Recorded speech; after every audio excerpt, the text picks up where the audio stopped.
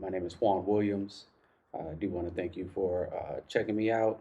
Uh, I do want to start with my kicks of the day.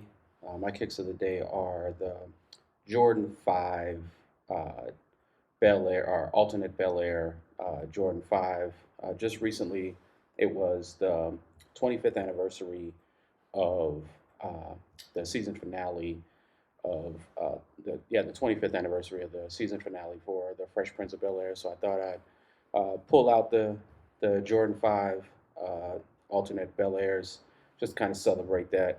I'm a fan of the show of Fresh Prince of Bel Air, so I thought I'd just pull these out. These are my kicks of the day. My album of the week is the SOS Band's the SOS Band on the Rise. Uh, that album samples all over the place in hip hop.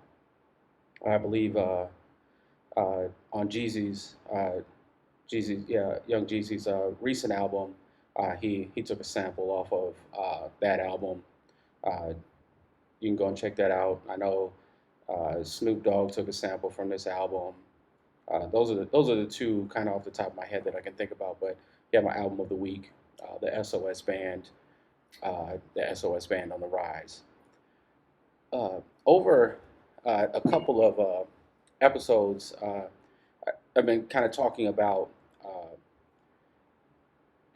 streaming music, how artists get their music onto these platforms, and what the payouts are of streaming music, kind of what the benefits are, what the downsides are of streaming music, and I just kind of wanted to go into uh, kind of some of the ins and outs of streaming of digital streaming of music, and kind of some of the one of the issues that comes up with streaming is how much an artist gets paid uh, per stream, or how do artists get paid, and what are those royalties now? Because I think one of the conversations was is so Drake recently was the first artist to reach 50 billion streams. Now that's total. So to reach 50 billion streams on Spotify, I mean he could. I mean he definitely hit more than 50 billion streams. You got Apple Music, Amazon Music, YouTube Music, Tidal, right? So there's all these different streaming platforms. Spotify has the largest market share of streamed music. The next is Apple Music, and then Tidal, Amazon Music, YouTube Music. They all kind of fall underneath. But Apple Music, or Spotify, Apple Music hold the largest share of streamed music. Uh, so and so with that, um, one thing that these companies try to do is they they want to put out that they pay the most per stream. So one of the knocks against Spotify is they pay they don't pay the most per stream. Uh, they're they're advertised that they're paying an artist anywhere between uh, point 3 cents to a half a cent per stream. Roughly, an artist makes maybe $1 off of 250 streams. And with that, um, I'm just going to take a step back, just talk about kind of how an artist gets paid. Uh, Also, what the revenue is for for streams, uh, because there's a couple pieces to the money that is paid out to an artist. Uh, so the main payout for an artist, or what's paid out, is the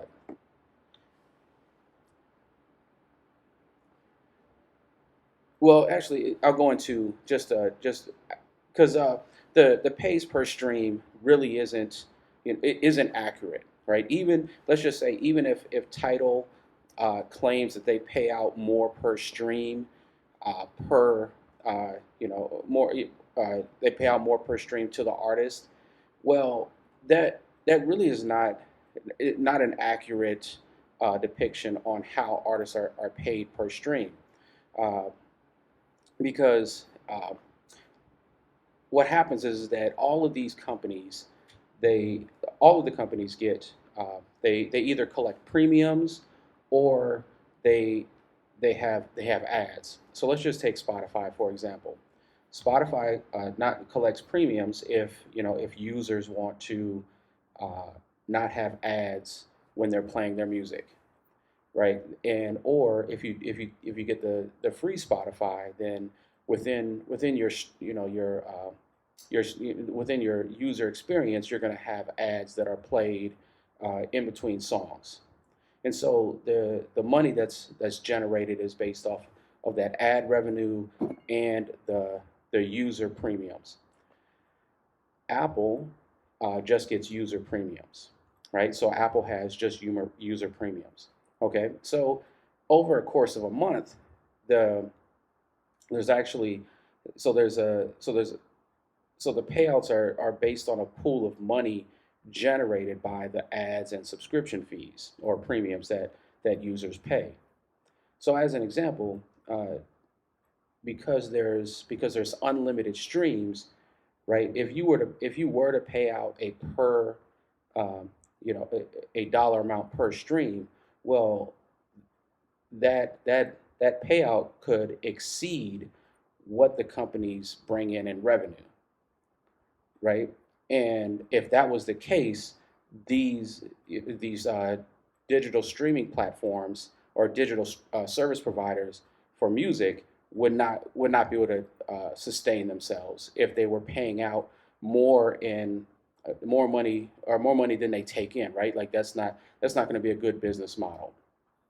So what actually happens is there's a pool of money generated by the ads, and of course there are other factors that affect the pool of money for the payouts, because these streaming services are not just in the U.S. They're global, right? And so depending on what the premiums that are being generated from the European market or the Asian market, right?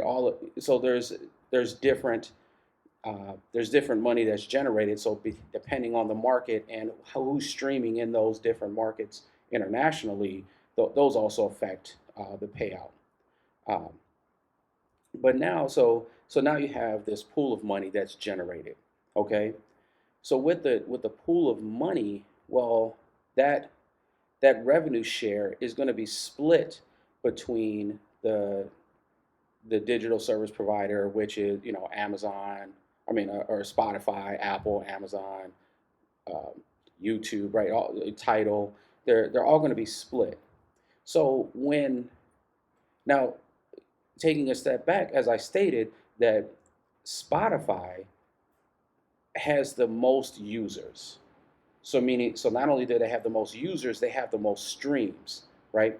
So if there's a let's I mean so as an example, if there's a 70-30 or a 30-70 split where the DSP takes 30% of that pool of money that's generated per month and 70% goes to the artist share, or 60-40, somewhere in there, that there's some type of split, right? But not all of that. So of course, if 70% of the revenue is going to the artist, then that means the artist is possibly going to get more per stream compared to if there's a 40-60 split where 60% goes to the artist.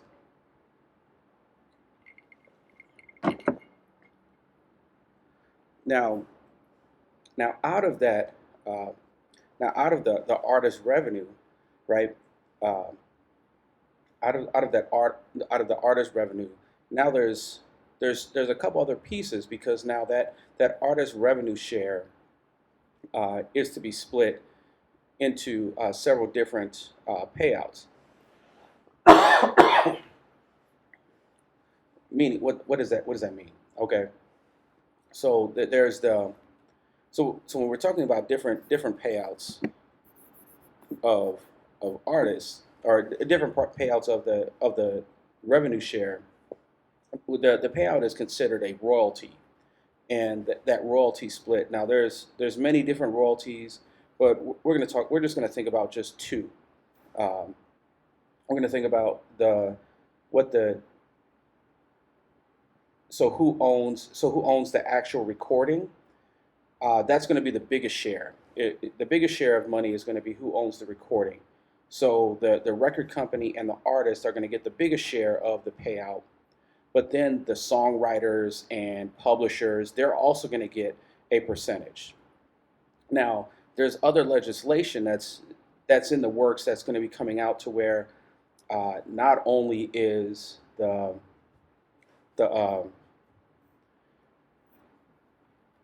the the songwriters and the publishers getting paid, but then the revenue for producers, engineers, uh, studio musicians. There's also there's works that also they're going to be getting a royalty, and that I mean I think that legislation is still in the works. But that's something else to look out for. Okay, so with so now there's a pool of money. So when you say that, like Spotify pays, maybe the least per artist or least per stream, but they have the largest share of streams. Okay, even if so like I said, as I stated before, Drake is the first artist to stream 50 bill have 50 reach 50 billion streams. Now, so per month, right? He's going to have the most streams in a month, right? So out of that monthly premium that's paid or revenue that's generated, he's going to get the largest share. Uh, the likelihood he's going to get the largest share of the of the money generated, right? Because he has the most streams on that platform. Depending on depending on how how many streams there are, how many artists, but he's going to get the largest share of that because they're going to divide that pool of money of who gets the largest share because the another like I said another piece of that is the songwriters and the publisher. uh, they get they'll be getting the largest share. So there, I mean, it could be possible that if you're an artist, having your songs on these platforms, you may be getting less per stream just because the your share of the streams for that month is going to be smaller than than other artists. So as as an example, uh, I mean, as an example, I mean, just to kind of give you a piece that in 2018, so Drake's biggest streaming song on Spotify had 1.7 billion streams with an estimated $7.3 million paid out. Okay, now let's just take that into consideration on how that's divided up between uh, Drake, his record company, also the singers, songwriters, publishers. Like there's all these moving pieces with with those streams, right? So with Drake, Drake is signed to Young Money, which is under Universal Music Group, and so who do you think is going to take the biggest piece of that $7.3 million that was generated from that song? Yep, you got it. Universal Music Group. Universal Music Group is going to take the biggest piece of of that $7.3 million. Okay, and then who's going to take the second? Who do you think is going to take the second biggest piece? Yep, you guessed it, Little Wayne, right with Young Money. So he's going to make So he's going to take a piece, and then what's left over is Drake. But then Drake also has to pay back he also out of what he generated. He also, depending on the recording contract, he's going to have to pay back, his advance for making the song, the advance from Young Money, Universal Music Group. So there's advances that need to be paid back out of that, and then he's going to take the rest. And of course, there's, like I said, there's the publishers, he paid the studio time. That's out of advance money. There's producers, songwriters, and so this money is like being spread out through many different pieces. But when you think about him having the largest selling song, or the largest stream, or the biggest stream song uh, in 2018, and I mean, and also him having the most streams for any artist during this period of digital streamings, or digital streams, that the money that he's generating from this is is not the same. I would say it's not the same as what it would be if he was if he was just if it was just album sales. As an example, so when back so before 2000, the record industry was roughly getting about 14, yeah, I want to say 14, it was a $14 billion industry. Now you're looking at the record companies pulling in roughly maybe $7 billion, right? So over a 20-year period of time, the record companies generated revenue has been cut in half due to streaming, and so they gotta make the money up somehow. Okay, uh, but what what makes but so my thing is what how is it a benefit to the artist to be on these streaming platforms if if the money generated from these from these platforms is not that great. Well, the upside is people are walking around with a record store in their pocket, right? Like I'm walking around every day, and I have a chance to discover new artists and listen to their music whenever I want to. Okay? So whenever I want to, I want, as a music fan, I get to listen to their music at any given time, uh,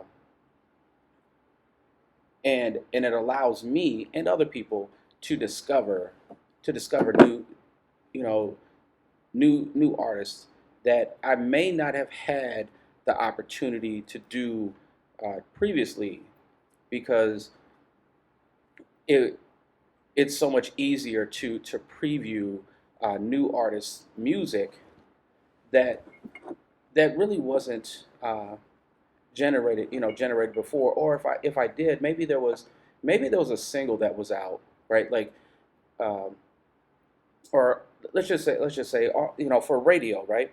Radio, they play a single, and the single is based on the what the record companies think the audience is gonna like. They're gonna say, oh, we think this is gonna be the hit, we think this is the single. But you as the consumer, because of unlimited streams, you get to pick what your favorite song is right away from that artist. You don't have to wait for the record, or the radio station, or anybody to tell you what you think that the good record is. You get to listen to it on the spot when you want to, and decide what artist you want to listen to. So for artists, you may not be generating the getting the monetary value from these streams, but the best thing for you is to develop a fan base.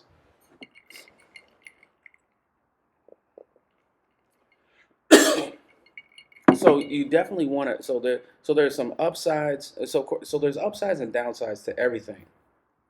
The best the best upside is the availability to develop and gain an audience through the through streaming.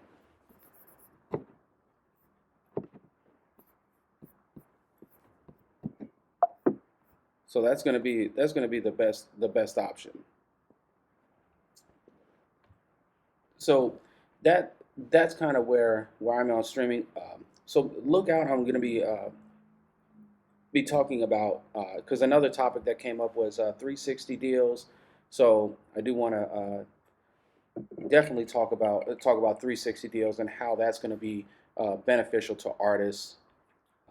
So I do want to thank you again for listening to the Jordans and Jazz podcast. Again, my name is Juan Williams, and keep your kicks fresh and your